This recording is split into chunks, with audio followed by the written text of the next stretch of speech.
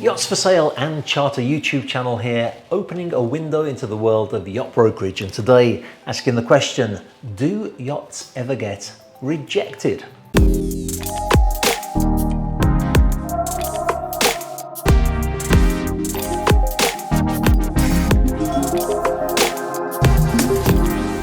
So do yachts ever get rejected? Well, the answer is yes, sometimes they do. And the question was inspired by a comment from a viewer called Darth Keck. Darth said, one thing I've heard from a different broker, Yachts International, smaller yachts, mainly owner-operator catamarans in Florida, is that even for a new build, you get a full survey. He has had boats be delivered to a client only for the shipyard to need a further 4 months to fix things up. Well, Darth, it's an interesting question. Let me say, first of all, as a Star Wars fan, I did Google Darth Keck to see if there was such a character. Couldn't find it anywhere online, so if Darth Keck exists, do let me know, and otherwise let me know where you get the name from. But the subject of having a surveyor when you take delivery of a new build yacht is an interesting one.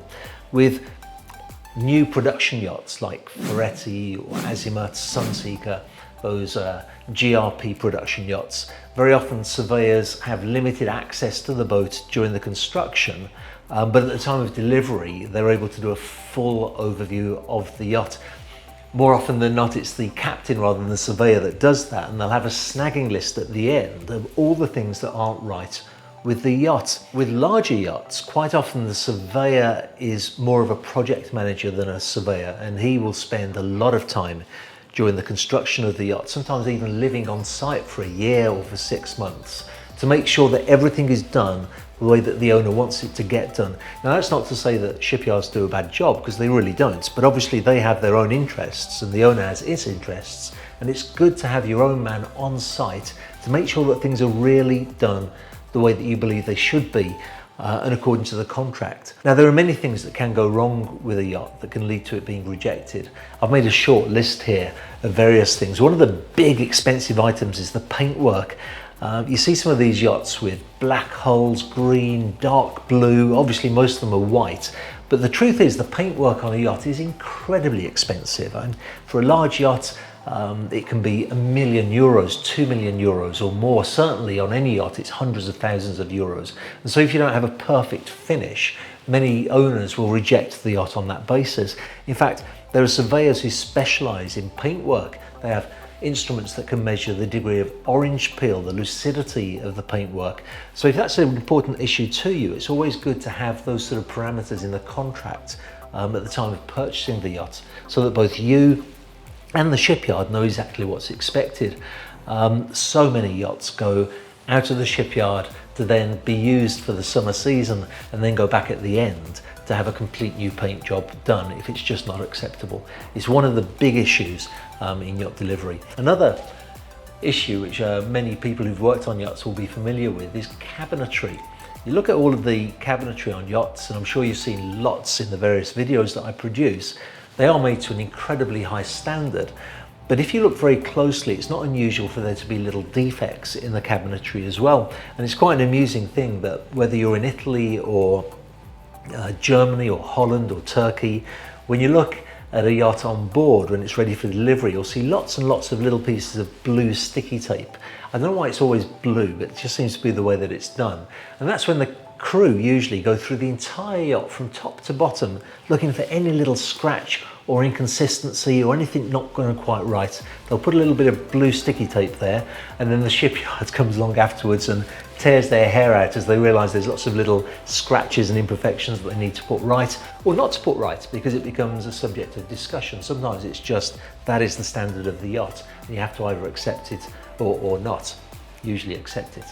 The other issue with cabinetry, of course, is that cabinetry can be as beautiful as is possible to do, but if it doesn't fit quite perfectly, that's a major issue. If you hear squeaking and noises on yachts as they're underway, often that's because the cabinetry's not quite been fitted correctly, and it's the wood that's squeaking against other wood, making a racket. That's very often what makes the difference between a really good shipyard and a really great shipyard, is that there's completely no noise whatsoever from the cabinetry on a great shipyard. Next, of course, is the mechanical points. The yacht can look fantastic until it goes into the water, and then you get vibration or excessive noise. Vibration is a common problem where the propellers just need to be slightly tweaked, or the shaft might not be completely in line. You get problems with the air conditioning. It may be noisier than you're expecting, or it may not be capable of cooling the yacht down to a sufficient amount. Speed is also a big issue, and this is possibly one of the biggest causes for absolute outright rejection of a yacht. You'd be amazed, even quite large shipyards with big names in the industry who've just made a wrong calculation on the hull. They expect the yacht to be a planing hull, which, as you know, is a hull that goes so fast it lifts up out of the water and then kind of sits on the water, which is great for speed and range and fuel economy. They expect it to do that, and it never quite gets up on the plane. That's happened with many yachts I'm aware of, and it's not an uncommon cause for rejection of the vessel altogether, or at the very least a major discount in the price. Water ingression is the other big cause for rejection of a yacht, or if not rejection, then certainly discussion before a yacht is handed over in delivery. And water ingression is a really tricky one, because sometimes you can be on a brand new yacht and then all of a sudden water starts to drip out of a sealing wet somewhere. And the problem there is to know where it comes from. It may be just that the yacht's been washed down by the crew and it's fresh water that's somehow found a hole somewhere into the yacht and then travelled who knows where and is coming out in a totally different place. Or it may be that the jacuzzi tub on the sun deck has got a loose fitting on it and it's coming in through the jacuzzi. One of the common problems with water inside a yacht is actually the air conditioning. Air conditioning produces an incredible amount of condensation, and on most yachts they have what's called a drip tray underneath the air handler with a tube and a whole plumbing system for itself to make sure all that condensate is actually just drained off board instead of ending up inside the yacht somewhere. I don't say all of this really to in any way give a bad impression of the quality of yacht builders. I continue to believe that any company that's capable of building a huge 30-40 meter object that will float with engines in it, which will travel for hundreds, sometimes thousands of miles with a very high-end finishing, and the entire yacht's moving and rocking and changing and going here and there, and everything stays intact, and people are able to travel that way in comfort and to a high level of quality of life. I think any company that can do that is to be applauded. It's really impressive. And sometimes I've had comments to people saying to me, why is it that you only speak well about yachts, you never say anything bad about them?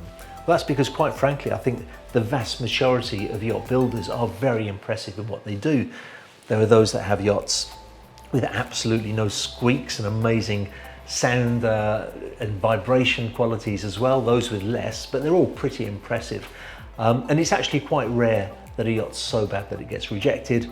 Although, coming back to the original question, sometimes they do.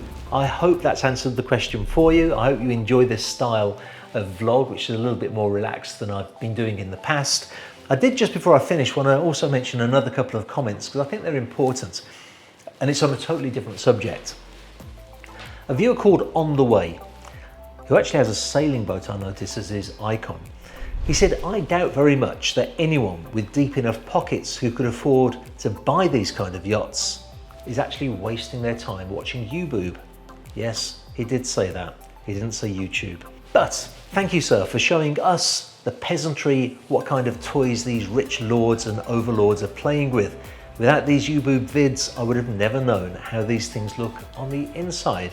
Well, On The Way after that goes on into quite a lengthy rant about the rich and the poor and the division between the two. And to be perfectly honest, I do get that. I do understand that it's a little disturbing, more than a little disturbing, what a huge disparity there is between the rich and the poor. What I would say though, is that if that deeply disturbs you, this is probably not the right channel to watch. Tom Cock, on the other hand, had a more balanced approach. He just said your target audience does not watch YouTube. The reason I wanted to read those comments out is because, although I understand the point of view, it could not be further from the truth.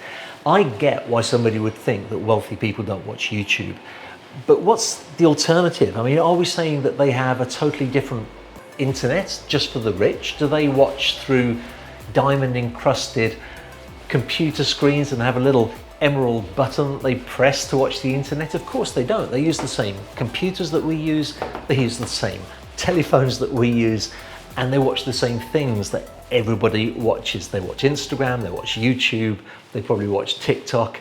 I know that because even though I'm not particularly wealthy myself, I do spend a lot of time with yacht owners, and it's not unusual for them to go onto Instagram or onto YouTube to watch. More importantly than that though, you'd be amazed at how many yachts we sell from this YouTube channel. I would say of all of the yachts that I've filmed and that you've probably seen on the channel, almost every single one has been sold. Certainly from videos of a year or more in age. And of those that have been sold, I would say 50% of them were sold with the YouTube channel in some way having an influence. So for example, some are sold when somebody sees a video, makes an inquiry and buys the yacht. Some are sold because somebody has seen the video, made the inquiry, not bought that yacht, but decided to give us the yacht that they do have for sale because they like the video marketing that we do. One particular yacht that I sold a few years ago now, and it was quite a large yacht. Because of the confidentiality, I won't give you too many details on it, but it was a 55-meter yacht. And a broker came along on behalf of his client to take a look and made an offer. I don't usually allow that to happen because generally speaking, I like the actual buyer to have seen the yacht before any offer is made. However, I know this broker very well. I know that he has a limited amount of very, very, very serious clients who are also extremely confidential people. So on that occasion, I allowed the offer to come through the broker. The offer was made, we were about $500,000 apart on the price. I said to the broker, has your client seen the video yet? And he said, no, because you're ugly mugs all over it and I don't want the client to know that he could come to you direct. And I said, you know, at this point, we're so far down the line, show him the video.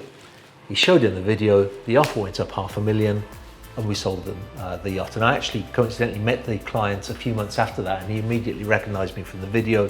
So the thought that wealthy people don't watch YouTube is not just wrong, it's actually quite ridiculous to think that the wealthy people don't use the internet at all, which is what you're saying if you're saying they don't watch videos on YouTube. They do.